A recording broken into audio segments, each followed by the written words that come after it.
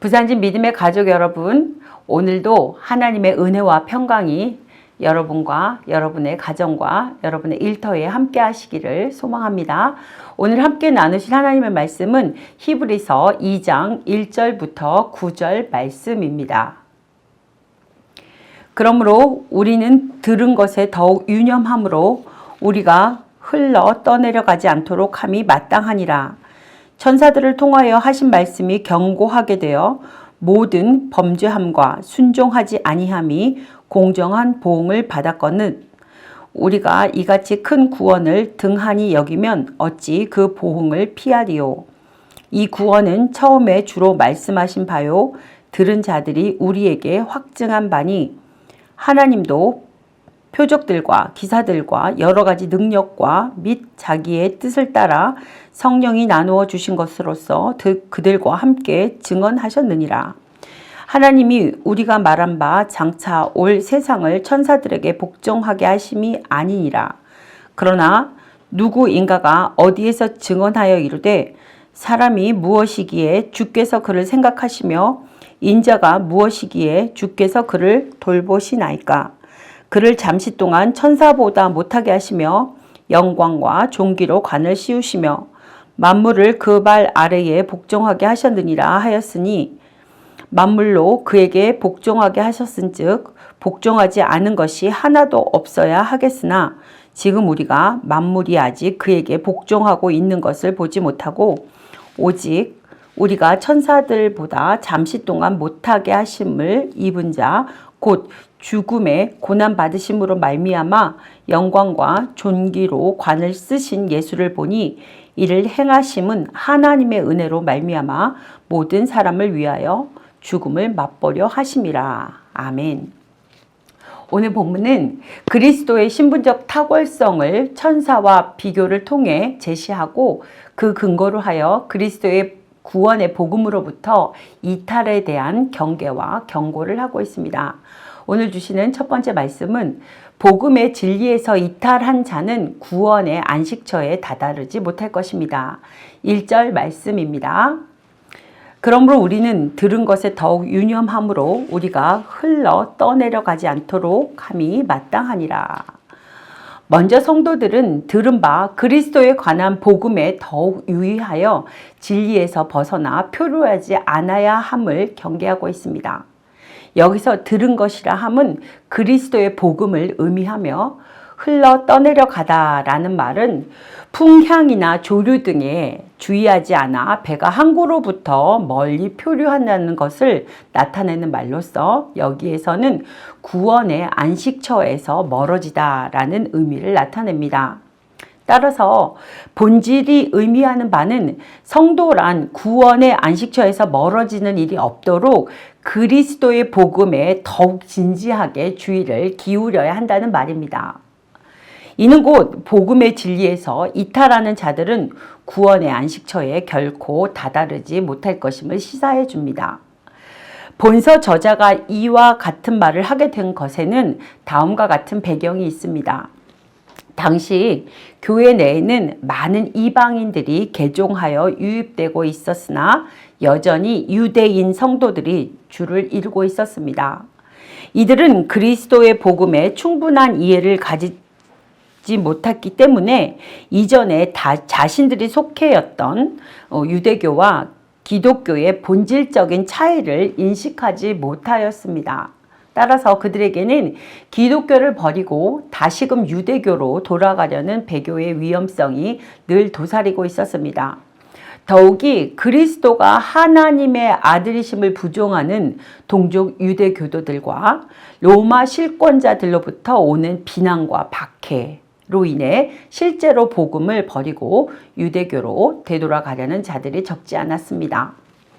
이에 저자는 유대인 성도들로 하여금 이미 들었던 그리스도의 복음에 대해 더욱 간절히 주의를 기울일 것을 당부하였던 것입니다. 19세기 스코틀랜드 신학자 존 브라운은 성도의 정체성에 대해 다음과 같이 말하였습니다. 그리스도인은 생명의 강 위에 떠 있는 작은 배를 타고 있으며 그 배는 새 예루살렘으로 가려 하고 있다. 실로 성도는 새 예루살렘의 안전한 포구를 향해 생명의 강을 향해 하는 선원과도 같습니다. 따라서 성도는 구원 방주의 선장 되신 예수 그리스도를 굳건히 붙잡고 그 분만 의지해야 합니다. 만약 그렇게 하지 않으면 시험의 바람, 부패한 습성의 조류, 박해와 유혹의 광풍 등 현세의 모든 장애물 등에 휩쓸려 방향을 잃고 난파하여 망망대해로 흘러 떠내려 갈 수밖에 없을 것입니다. 사랑하는 믿음의 식구 여러분, 우리 성도는 항상 세상의 유혹과 시험, 박해 등의 위협 앞에서 신앙을 저버릴 위험 가운데 놓여 있습니다. 그러므로 이것을 명심하여 순간적인 세상의 쾌락을 쫓다가 영원한 안식에 이르지 못하는 어리석은 자들이 되지 않도록 복음의 진리 가운데 굳게 서야 됩니다. 두 번째로 주시는 하나님의 말씀은 신앙에 대해 아는 것과 실천하는 것은 별개입니다. 1절 말씀을 개역 한글 성경으로 다시 한번 봉독합니다. 그러므로 모든 들은 것을 우리가 더욱 간절히 삼갈지니 혹 흘러 떠내려 갈까 염려하노라.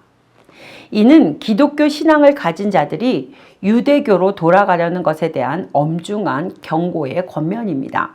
그런데 이렇게 신앙을 버리고 유대교로 돌아가는 자들에게 모든 들은 것을 지키라고 말하는 것을 보면 그들은 기독교 진리에 대한 지식이 꽤나 있었던 것처럼 보여집니다. 즉, 예수 그리스도만이 죄인이 하나님께로 갈 수 있는 유일한 통로라는 사실을 알았던 것입니다. 그럼에도 불구하고 그들은 이것을 지키지 못하고 다시 다른 구원의 방법을 찾아 돌아가려고 하고 있습니다. 여기에서 우리는 하나님의 놀라운 영적 메시지를 알 수 있습니다. 기독교는 지식의 종교가 아닙니다. 기독교의 교리를 다 아는 것이 우리에게 구원을 주는 것은 아닙니다. 즉, 주님이 우리의 구원자이심을 아는 것과 그 구원에 참여한 사람이 되는 것은 별개의 문제라는 것입니다. 기독교 교리를 술술 꿰고 신학교에서 많은 공부를 했다는 사실이 믿음이 좋거나 하나님으로부터 주어지는 칭찬의 보증서가 되는 것은 아닙니다. 세상에는 전문가란 한 분야의 전문적인 지식이 많은 자를 일컫는 말입니다. 영화 전문가도 있고요. 문학 전문가, 의학 전문가 등등이 있습니다. 하지만 기독교에 대한 지식이 있다고 해서 기독교 전문가로 말하지는 않습니다. 그러면 신앙 전문가는 어떤 사람일까요? 그들은 들은 말씀, 곧 아는 지식을 삶에서 지켜 실천하는 사람입니다. 예수 그리스도가 우리의 구주가 되신다고 입으로 말만 하는 것이 아니라 삶의 어떤 상황 속에서도 그 고백과 더불어 그에 상응하는 일관된 행동을 하는 사람이 신앙의 전문가, 신앙의 달인이 아닐까요?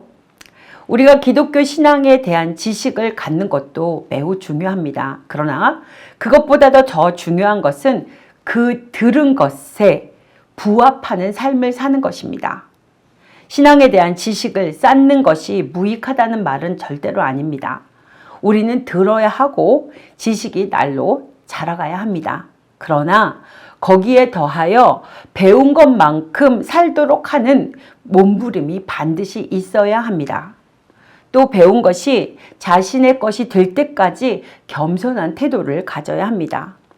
경솔하지 않은 믿음의 전문가가 되자는 말씀입니다.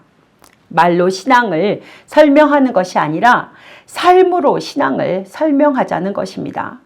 그래서 우리 모두는 주님께서 이 땅에 사시면서 믿음과 사랑과 평강과 지혜와 구원에 대해 몸소 실천하시며 실물 교훈을 하셨던 것처럼 믿음의 일관된 말과 행동으로 흔들림 없이 살아가야 할 것입니다. 세 번째로 주시는 말씀은 주께서 잠시 천사보다 못하게 되신 것은 구속 사역을 성취하기 위함입니다. 본문 1절부터 4절에서 율법에 대한 복음의 우월성을 주장한 것에 대해서 5절부터 9절의 말씀은 유대인들이 제기할 수 있는 반대 주장에 대한 히브리 저자의 답변입니다. 히브리 기자는 먼저 그리스도께서 성육신하여 낮아지시되 천사보다 못하게 되신 것은 영원한 것이 아니라 매우 한시적인 것임을 시편 8편을 인용하여 강조하고 있습니다. 당시 유대인들은 사람이 되어 죽음을 맞이했던 예수가 어떻게 천사보다 높다고 할 수 있는가 하는 반대 주장을 늘어놓았습니다. 이에 저자는 예수께서는 9절 말씀에 천사보다 잠깐 동안 못하게 하심을 입은 것은 바로 하나님의 은혜로 모든 사람들을 위하여 죽음을 맛보려 하시기 위함이라고 대답했습니다. 유대인들은 천사들을 조상들 중 가장 위대한 사람이었던 아브라함이나 모세, 여호수아, 다윗보다 더 크게 여기고 있었습니다. 성자 그리스도께서 천사보다 못함을 입었다는 말에는 그분이 천사보다 못한 인간이 되었다는 의미가 포함되어 있습니다. 이런 이유로 유대인들은 인간이 되신 예수님께서 기업으로 말미암아 천사들보다 더 뛰어난 이름을 얻으셨다는 사실을 이해하기가 곤란하였습니다. 여러분, 이러한 유대인의 생각들은 옳지 않습니다. 유대인들의 패러다임에서는 타당한 것처럼 보이지만 성경적 패러다임 속에서 그들의 생각은 분명히 틀린 것입니다. 성경적 패러다임 속에서 보면 예수님의 죽음은 인간의 죽음과 반드시 구별됩니다. 그분의 죽음은 개인의 죽음이 아닌 모든 믿는 자들을 위한 속죄의 죽음이었습니다. 죽음으로 인간들 대신 죄의 값을 지불하고 영원한 생명의 길을 여신 것입니다. 때문에 성경은 그가 죽음으로 인해 영광과 존귀로 관 쓰셨다고 하는 것입니다. 사람이 보기에는 볼품없지만 그분의 죽음은 그 어떤 사람, 그 어떤 천사가 할 수 없었던 영혼의 자유와 영생을 부어야 하는 놀라운 역사의 시작이며 핵심인 것입니다. 따라서 유대인들이 의문시하는 것, 곧 주님께서 잠깐 동안 천사보다 못하게 되신 것은 인간을 죄로부터 구원하시려는 구속 사역을 성취하기 위함이라는 사실을 알 수 있습니다. 그는 모든 신적인 영광을 벗어버리고 인간을 구속하기 위해 천사보다 못한 인간이 되신 것입니다. 사도 바울은 이러한 주님의 겸비하심을 빌립보 교회로 보내는 편지에서 간단 명료하게 언급하고 있습니다. 빌립보서 2장 6절부터 8절 말씀입니다.